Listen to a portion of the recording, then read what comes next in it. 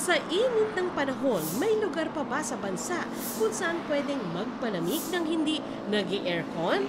Bukod sa suking Baguio City, may isa pang binanggit ang pag-asa. Sa Baguio, yung max tempo ay around less than 30 degrees Celsius. Then sa Tanay, based on sa 5-day data natin, Sa Viewscape Nature's Park, damaan lamig bandang alas 5 ng hapon at nagpapatuloy hanggang bandang alas 8 ng umaga.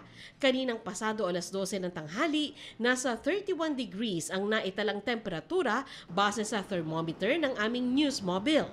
Masarap dito dahil mahangin, tsaka yung hangin sariwa, at saka malamig. Pag humangin talaga mafe-feel mo na iba yung weather. Nitong linggo, April 14, nasa 20.4 degrees Celsius ang lowest temperature sa Tanay ayon sa Pag-asa.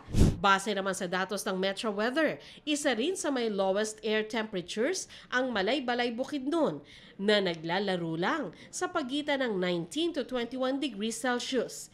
Pero sa tala ng Pag-asa kaninang umaga, umabot lang yan sa 20 degrees Celsius. Mas malamig pa noong Lunes, 17.5 degrees Celsius lang.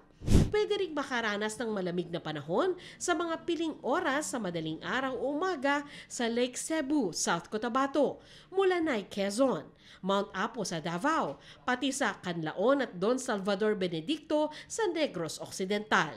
Depende rin ito sa lokasyon at topografiya ng lugar at umiiral na weather system.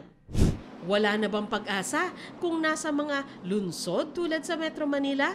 Sabi ng Pag-asa, nakatutulong sa pagbaba ng temperatura kung maraming puno. kasi yung cement din, possible din kasi siyang mag-store ng heat. Compare natin sa mga mapunong lugar, so mas ramdam talaga natin yung lamig sa areas po na yun. Ano, sa number mo na tayo?